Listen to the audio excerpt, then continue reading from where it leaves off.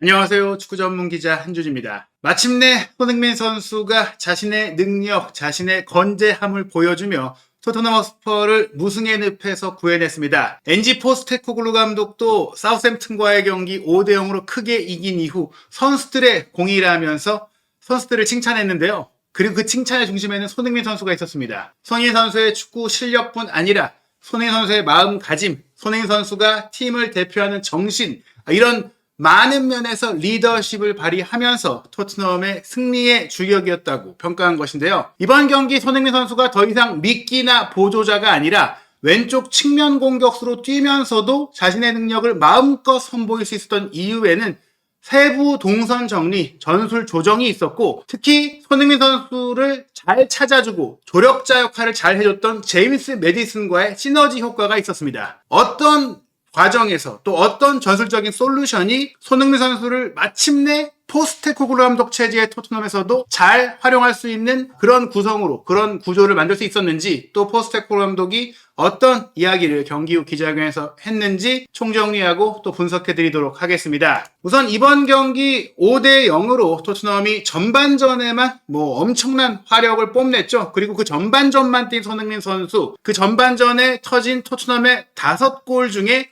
1골 2도움으로 3개의 직접 공격 포인트, 그리고 하나의 기점 패스, 또 결국엔 4골에 관여를 했는데요. 그 외에도 토트넘이 만들었던 대부분의 기회가 손흥민 선수를 통해서 나왔다는 점에 있어서 이 경기에서 멀티골을 넣은 메디슨이라든지, 또 올 시즌에 본인 최고의 경기를 보이고 있는 쿨루셉스키나, 또 손흥민 선수의 도움을 받아서 올 시즌에 좋은 골들을 많이 넣고 있는 사르 등도 각각 빛났고, 이날 선발 출전해서 풀백 포지션 양쪽 측면을 오가면서 좋은 활약을 펼친 제드 스펜스도 좋은 모습을 보였지만, 그 누구보다도 빼어난 클래스를 보여준 선수는 손흥민 선수였다는 것을 아무도 부인할 수 없는 그런 경기였습니다. 물론 사우샘튼이 현재 프리미어리그 최하위로 최악의 부진을 겪고 있는 팀이라고는 하지만, 이렇게 화끈한 플레이가 전반 45분 동안 펼쳐진 것은 바로 손흥민 선수의 폭발력, 손흥민 선수의 능력을 토트넘이 이제야 제대로 활용했기 때문인데요. 그 결과 사우샘프턴은 경기가 끝나자마자 기자회견까지는 진행을 하고, 감독회견까지 진행을 한 다음에 이 러셀 마틴 감독을 전격 경질했어요. 이번 주말에만 벌써 2번째 감독 경질인데, 울버햄튼 원더러스가 게리 오닐 감독을 경질한 것에 이어 또 다른 강등권팀 사우샘튼이 러셀 마틴 감독을 경질한 것입니다. 러셀 마틴 감독은 지난 시즌에 사우샘튼이 잉글랜드 챔피언십에 있을 때 부임을 해서 팀을 프리미어리그로 승격시키면서 주목받았고, 또 도전적이고 과감한 축구를 펼치면서 38살의 나이로서 정말 젊은 감독으로 좋은 평가를 받았었는데요. 올 시즌 내내 본인의 뚝심만 지키다가 이번 경기 토트넘을 상대로 조금 전술 변화를 가져온 것이 오히려 독이 되면서 홈팬들이 전반 30분 만에 팀이 3대0, 4대0으로 끌려가자 우르르 경기장을 빠져나갔고, 남아있는 관중들도 너의 축구는 정말 형편없다, 당장 떠나라, 나가라, 그만둬라, 이런 외침들을 했고, 미리 또 굉장한 부진에 불만을 품어왔던 일부 팬들은 경질하라라는 또 플래카드를 들고 나오기도 했는데, 어쩌면 이 경기를 이겼더라면 러셀 마틴 감독이 살아남고 오히려 엔지 포스테코글루 감독의 경질 여론이 커질 수 있었거든요. 실제로 지난 그 레인저스와의 유로파리그 원정 경기에서도 토트넘 원정 팬들이 We want 레비 out, We want 레비 out, 이런 그 레비 회장을 경질하라, 그래야 또 감독이 경질된다라는 텔레그래프의 보도도 있었기 때문에 그런 구호를 외쳤고, 이번 사우샘튼과의 원정 경기도 꽤 많은 토트넘의 원정 팬들이 찾아왔었는데요. 이른 시간 36초 만에 선제골이 나왔고, 전반 12분에 2대0이 됐고, 전반 15분에 3대0이 됐고, 그렇게 이른 시간 골이 터졌음에도 We want 레비 아웃의 구호를 외칠 정도로 토트넘 팬들은 여전히 성에 차지 않은 모습이었어요. 그런데 전반전이 5대0으로 끝나자 이런 경기력을 보이고 있는데 사실 구단을 비난하고 구단에 좀 부정적인 구호를 외치는 게 좀 머쓱할 수 있잖아요. 결국에는 후반전 들어서는 토트넘 팬들이 더 이상 레비 회장이나 포스테코글루 감독에 대한 비판을 하지 않고 멈추고, 또 포스테코글루 감독을 응원하는 또 응원가를 부르는 상황이 됐고요. 결과적으로 말씀드린 이 러셀 마틴 감독이 경질이 됐고, 사우샘튼은 구단 공식 발표를 통해서 러셀 마틴과 결별하기로 우리가 어려운 결정을 내렸다는 것을 밝힌다. 프리미어리그에 적응하는 과정에서 어려움이 있을 거라는 것을 알고 있었는데 우리가 처한 현실이 분명하다 보니까 지금까지 러셀 마틴 감독과 그의 코칭 스태프를 지지해 왔고 우리가 갖고 있는 기대에 대해서 투명하게 또 개방적으로 대응하고 소통해 왔는데 이제 개선이 시급하다는 인식을 우리 서로가 함께 나누면서 18개월간 함께했던 러셀 마틴 감독은 결별하고 지난 5월 우리를 승격 플레이오프 결승전에서 승리로 이끌면서 프리미어리그로 올려놓은 그와의 기억, 환상적인 기억을 간직할 것이다. 뭐 이렇게 좋은 멘트를 남겼습니다. 결국에 손흥민 선수가 과거에 이제 사우스햄튼을 상대로 한 경기 4골을 몰아치면서 랄프 하젠휘틀 감독의 경지를 이끌어냈던 것과 더불어서 또 한 번 사우스햄튼의 감독 경질, 그런 악몽을 선사했는데요. 이번 경기 손흥민 선수의 1골 2도움은 여러모로 의미 있는 또 기록으로 이어집니다. 이번 경기에서 넣은 손흥민 선수의 이 득점은 본인의 통산 프리미어리그 100번째 경기 득점이었어요. 그러니까 본인의 득점 기록은 훨씬 더 많지만 100경기의 골을 넣게 된 거예요. 프리미어리그 역사상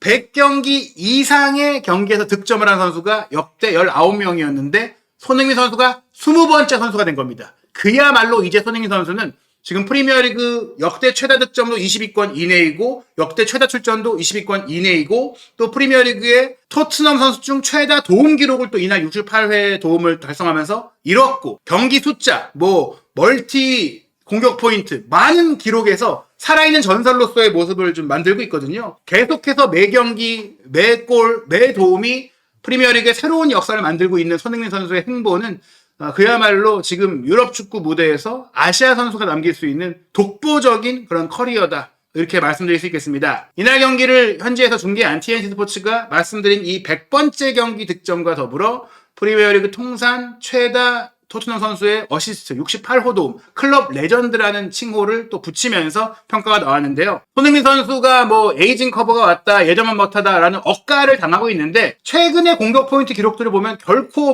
손흥민 선수가 부진하다는 얘기를 할 수 있을까? 토트넘 자체의 경기력은 흔들리고 있고 아쉬웠고 또 그 과정 속에서 손흥민 선수가 예전만큼의 그런 치명성을 보이지 못한 것은 사실이지만 그러면서도 공격 포인트 생산은 꾸준히 해왔습니다. 브렌트포드전 3대1 승리 당시 멀티 도움을 올렸고 그리고 나서 햄스트링 부상으로 쓰러졌다가 부상 복귀전이었던 웨스트햄전 4대1로 이길 때 또 결정적인 득점을 터뜨렸고 득점 외에 4대1 대승 과정에도 많은 골에 관여를 했었죠. 그러나 그 경기 너무 빠른 복귀였다 보니까 다시금 햄스트링 부상으로 쓰러졌다가 복귀를 또 해서 에스턴 빌라를 4대1로 격파하는데 어시스트를 기록을 했었어요. 개인적으로는 리그 3경기 연속 공격 포인트를 올린 거였죠.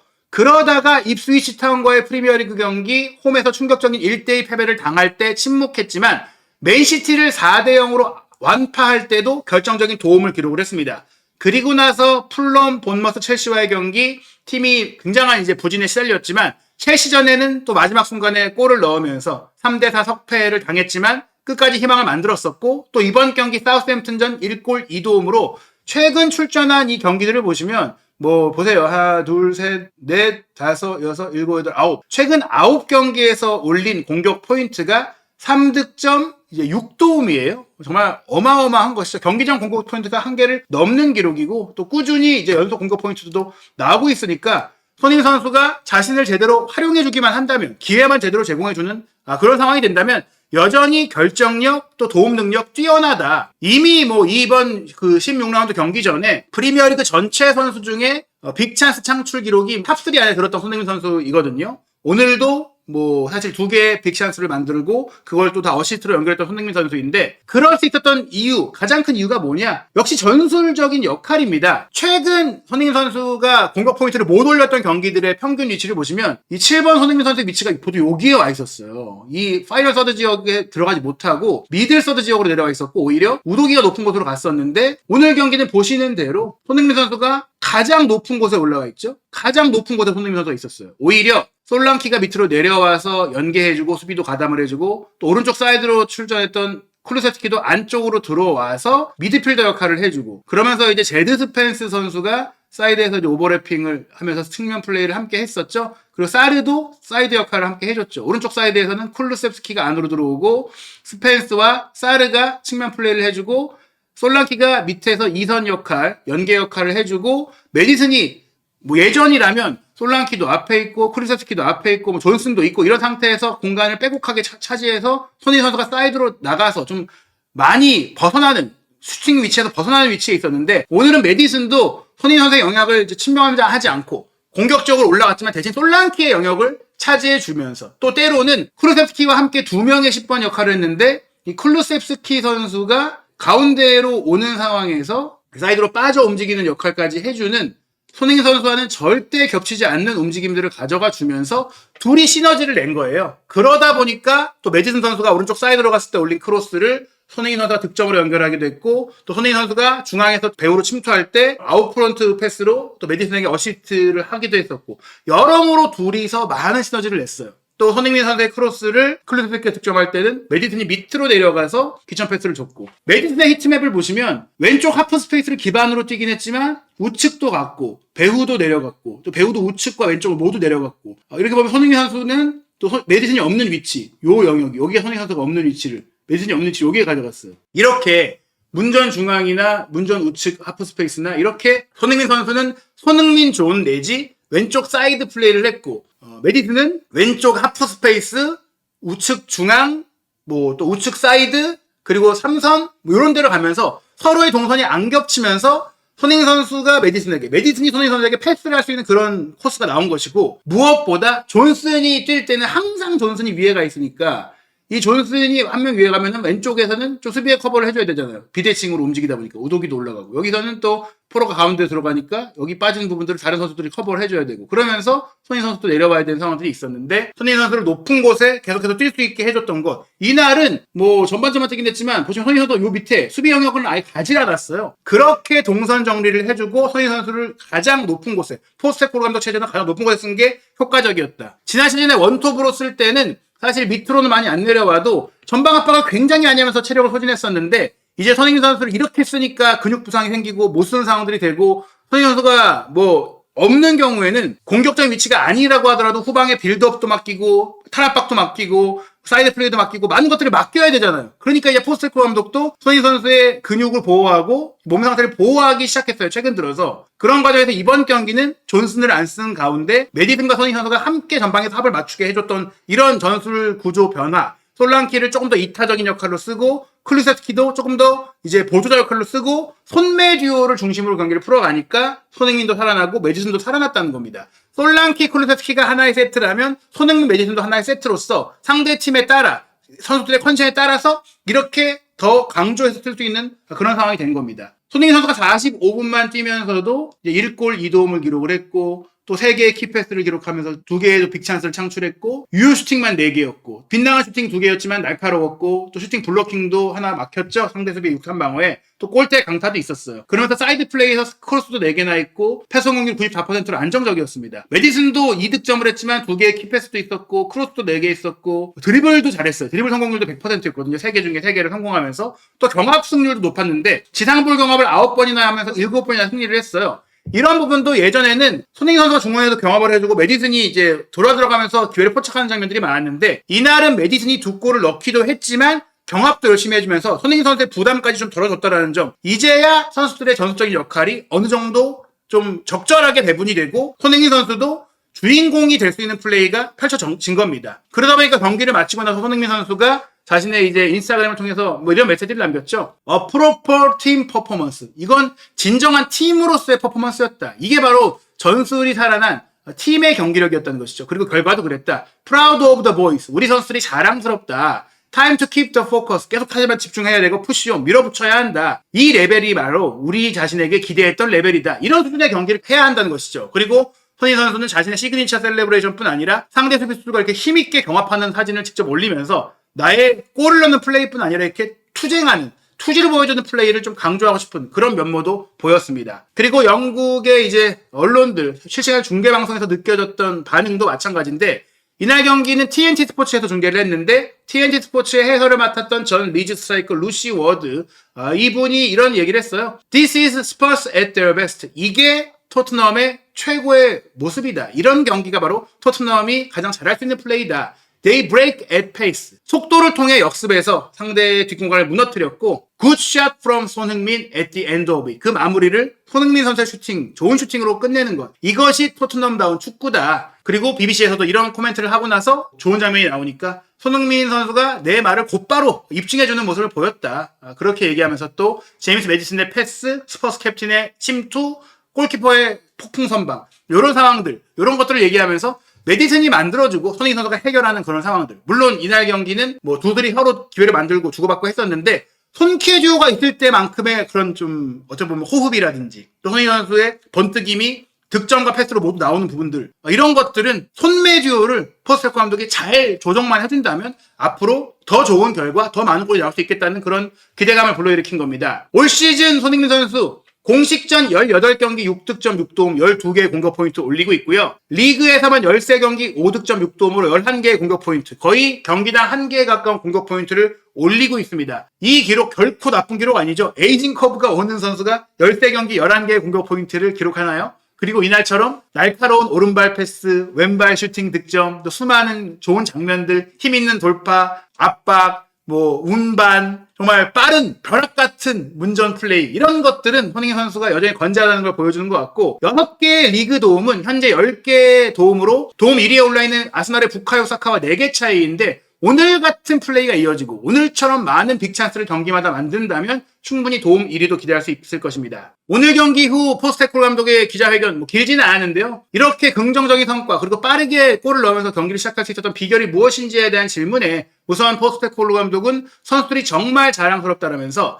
레인저스 원정이었던 유로파리그가 힘들었고 그 경기 이후 또 부상자가 늘어나면서 우리가 갖춘 1군 25명의 선수들 중에 무려 10명이 뛸 수 없었다. 그런 가운데 다른 선수들, 뛸 수 있는 선수들에게 이번 경기에 나가서 에너지의 우물을 파달라, 우리의 새로운 에너지를 만들어달라고 얘기했다. 너희들이 주전으로 뛸 수 있는 능력을 보여주기를, 입증해주길 바란다고 이제 얘기한 것인데, 왜냐면 몇몇 선수들은 꽤 오랫동안 경기를 못 뛰었던, 특히 베리발이나 스펜스가 선발 출전을 올 시즌에 리그 경기에 하지 못했던 선수들인데 선발로 나와서 굉장히 잘해줬다. 그런 에너지와 기량을 보여줬다는 게 놀라웠다. 나도 이 정도로 잘할 줄 몰랐다면서 선수들이 자격 있는 모습들을 또 보이고 보상을 받아 다행이다, 기쁘다, 이렇게 얘기했습니다. 특히 이 베리발과 스펜스, 말씀드린 프리미어리그 선발 첫 경기를 치렀는데 그들에 대한 평가를 구체적으로 물어보자 훌륭했다라고 포스테코 감독이 얘기하면서, 베리발은 계속 성장하고 있지만 아직 18살의 어린 선수다. 아치그레이도 18살이다. 18살 선수 2명을 선발로 쓰는 프리미어리그 팀이 얼마나 있겠냐. 그리고 제드 스펜스는